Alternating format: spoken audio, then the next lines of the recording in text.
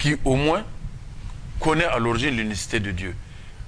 Je ne sais pas si ça nous vient d'Égypte, parce que certains disent que nous sommes parents des pharaons. Je ne sais pas, je n'ai pas vérifié. Mais en zarma, on dit Ilkwe. Et c'est réservé seulement à Dieu.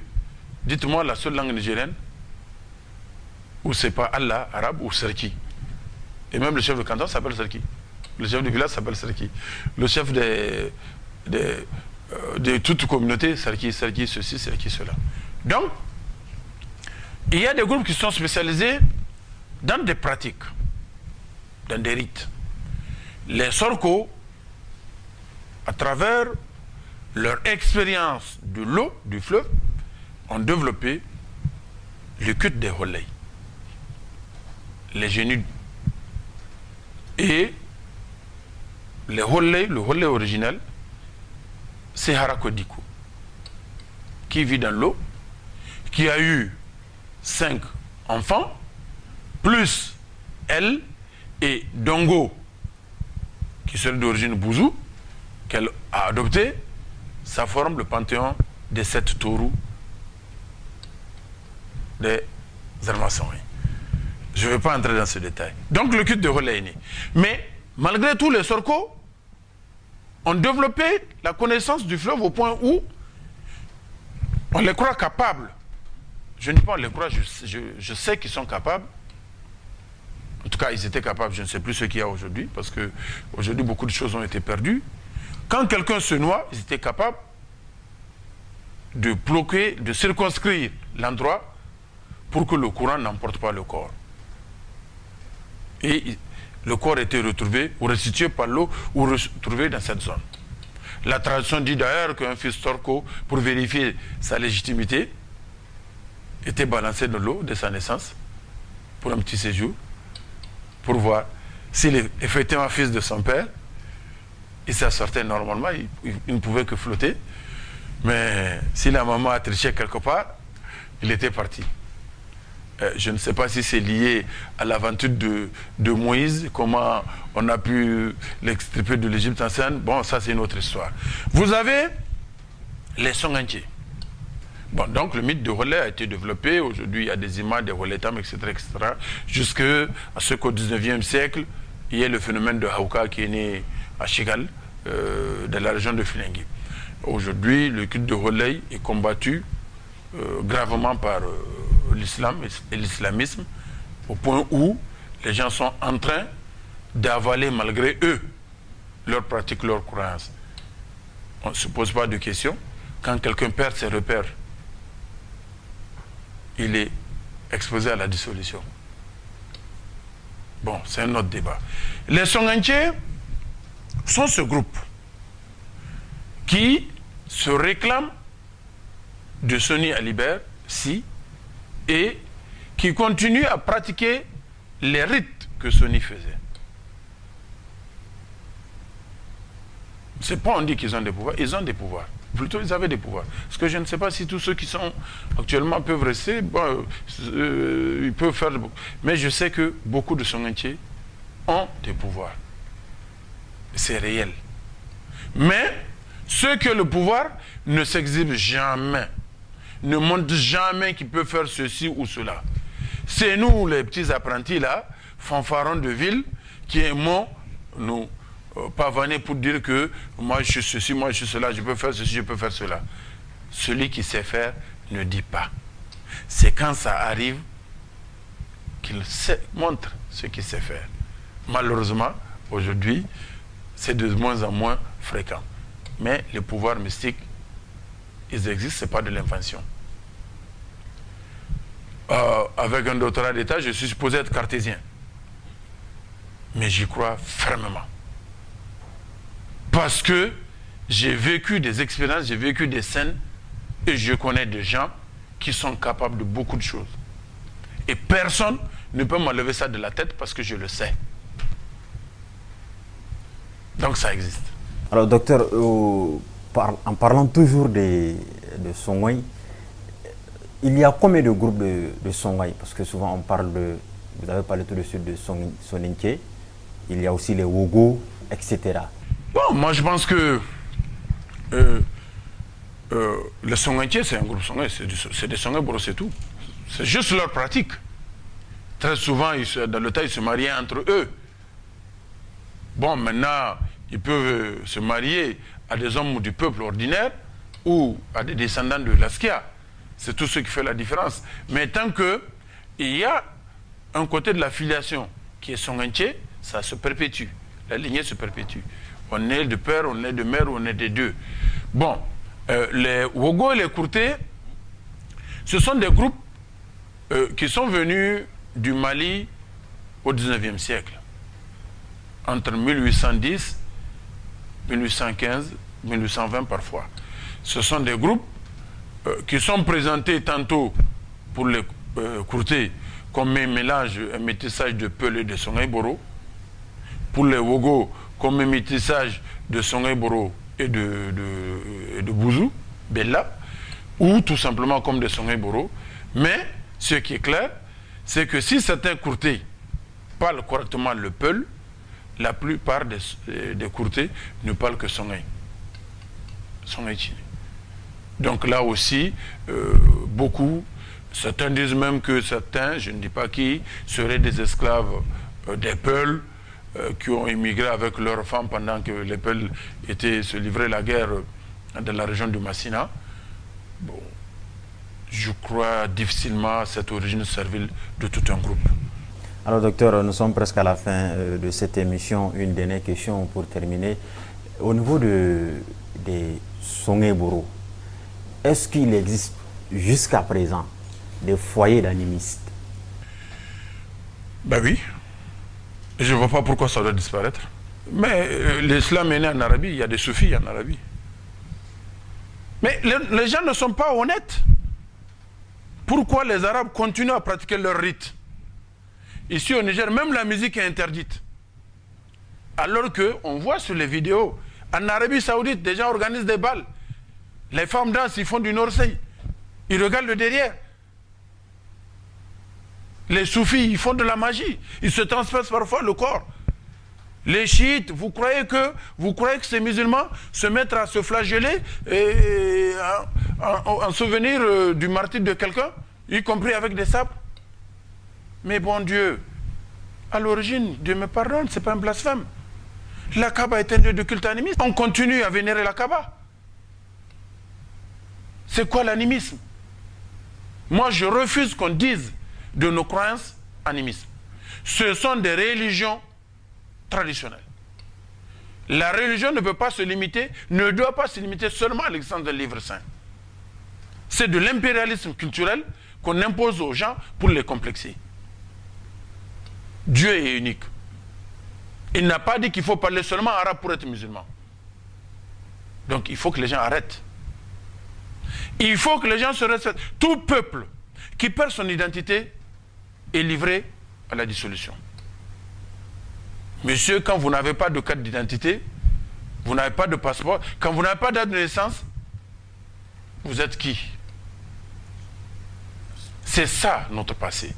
Il faut que nous nous l'approprions. Et pour nous l'approprier, il faut que nous le connaissons, que nous cherchions à le connaître, que nous l'assumons. Celui qui est né hors mariage n'a pas choisi de naître hors mariage. Ce n'est pas parce qu'il est né hors mariage qu'il ne peut pas réussir dans la vie. Donc, arrêtons de faire de l'autoflagellation, d'incriminer. J'étais à une cérémonie de mariage quand un marabout a commencé à prêcher sur les vertus du mariage, ce qui était une très bonne chose. Il a dit que c'est selon la sunna du prophète Mohammed sallallahu alayhi wa sallam, il a tout expliqué, mais il a commis l'erreur de dire qu'avant le prophète, tous les mariages étaient illégitimes, c'était du zina. J'ai dit non, monsieur. Des ancêtres, nos ancêtres existaient avant le prophète Mohammed sallallahu alayhi wa sallam. Dieu l'a envoyé pour nous apporter un message. Mais les gens qui ont existé, nous descendons d'eux. Ça veut dire que nous descendons tous d'une origine bâtarde. Je dis, si toi tu descends d'une origine bâtarde, moi non. Voilà des comportements, je pense, qu'il faut, comme on dit, neutraliser. Il y a beaucoup de marabouts véritablement érudits. Quand ils font des prêches, vous êtes convaincus que ceux-là, ils ont appris des choses, ils savent des choses, ils savent raisonner, et quand ils font leur raisonnement, même si vous avez du plomb dans les oreilles, vous êtes obligé de les écouter et d'être convaincu par ce qu'ils disent. Mais il y en a qui font de l'à peu près avec un zèle incroyable. Dama, les derniers convertis sont toujours les plus extrémistes, les plus intolérants, les plus pressés dans des coudes avec les autres. Je considère que nos croyances ne sont pas de l'animisme. L'animisme, par définition, c'est cette propension, cette croyance à vouloir donner une âme à des objets, à des plantes. C'est pas ça le Soninktare. C'est pas ça le rite des Holei. Mais la particularité de ces rites, c'est qu'aucun ne fait référence à l'au-delà, ce qui est une particularité de l'islam, mais avant l'islam, de l'Égypte ancienne. Parce que ce passé culturel aussi, les gens le taisent. Or, c'est notre passé culturel en tant qu'Africains. C'est quand même Akhenaton, 2350 je crois avant Jésus-Christ, qui a été le premier à dire que Dieu est unique. L'origine du monothéisme, c'est l'Égypte ancienne. C'est de là que Moïse est parti. Et c'est de là que toute la péninsule arabe a été irriguée par cette notion. Que le christianisme est né, que l'islam est né. Mais pourquoi nous allons nous complexer? Pourquoi nous allons nous détourner de nos origines? À moins que quelqu'un, parce que son père est pauvre, qu'il commence à soupçonner pour dire que ce n'est pas son père. Voilà la situation dans laquelle nous nous mettons en continuant à nous complexer face aux religions importées. Quand on est convaincu, on croit. Et Dieu n'a donné le monopole à personne. Personne ne sait, quelle que soit sa croyance, qui va aller au paradis. Il espère. Donc tout le monde peut y aller, par la grâce de Dieu. Donc, docteur, comme je le disais, nous sommes presque à la fin de cette émission. Votre dernier mot? Mais mon dernier mot, c'est que je lance un appel pressant à l'endroit de la jeunesse. La première chose, c'est que notre passé ne nous intéresse pas. Et cela, malheureusement, se reflète même au niveau politique. Je sais que récemment, le programme de la Renaissance 2, l'actuel président a inscrit la Renaissance culturelle au programme. Nous attendons de voir les contours. Mais c'est que la volonté politique même n'a pas donné une place à l'histoire. Les programmes d'enseignement de l'histoire, du primaire au collège, au lycée, sont nuls. Ça ne peut pas permettre de former les citoyens nigériens. Aujourd'hui, qu'on ait au gouvernement ou à l'Assemblée, qu'on distribue une feuille avec des stylos, qu'on demande aux gens de dire quelle est l'origine du mot Niger, je ne suis pas certain qu'on ait le tiers qui va savoir ce que c'est que le Niger. Comment quelqu'un peut-il aimer ce qu'il ne connaît pas? C'est difficile. À plus forte raison de la jeunesse. Aujourd'hui, les livres d'histoire, quand on les écrit, ils moisissent dans les magasins. Il n'y a pas une politique culturelle de la part de l'État pour les acheter et les distribuer dans les écoles. Les heures d'histoire sont parfois utilisées à faire autre chose. Tant qu'on n'est pas mathématicien ou physicien, c'est nul. Or, même les mathématiques et la physique, je connais un de mes étudiants en histoire qui enseigne dans un sujet mathématique. Je ne sais pas ce qu'il fait avec cette affaire catastrophique de contrat, que l'État doit arrêter d'ailleurs. Si l'État veut qu'il y ait Niger là dans 20 ans, il faut arrêter le contrat du service civique. Il faut l'arrêter vite, sinon le Niger va tomber. Il faut pousser les gens à connaître le passé. L'ignorance du passé est mortelle pour le progrès. Tout celui qui ne cherche pas à comprendre, à connaître ce qui s'est passé, ne peut jamais comprendre le présent. Et quelqu'un qui ne comprend pas le présent ne peut pas envisager l'avenir avec sérénité et lucidité. Donc, donnons à l'histoire la place qui lui convient et en nous reconnaissant. Qu'est-ce qui fait aujourd'hui? Qu'est-ce qui a fait la puissance du Japon, de la Corée, de la Chine, de l'Indonésie, du Vietnam, tous ces pays asiatiques? Parce qu'ils ont conservé leur culture, qu'ils ont renouvelé avec les apports féconds et positifs des autres cultures. Or nous, on doit cesser d'abord d'être Zarma, Songhay, ou Hausa, ou Peul, ou Touareg, pour être français. Or, quel temps on va mettre pour cesser d'être ce que nous sommes pour devenir autre chose? La question est là et je pense que c'est la volonté politique. Il faut que la jeunesse lise. Or, aujourd'hui, je suis désolé, j'enseigne jusqu'au master à l'université. Quand les gens ont fini de prendre note du cours, le cahier est fermé, on ne l'ouvre qu'au prochain cours ou à l'occasion de l'examen. Or, il y a énormément d'écrits sur le Niger, sur l'histoire du Niger, sur le passé du Niger. Chacun doit comprendre, et même la constitution de la nation, elle ne peut passer par là.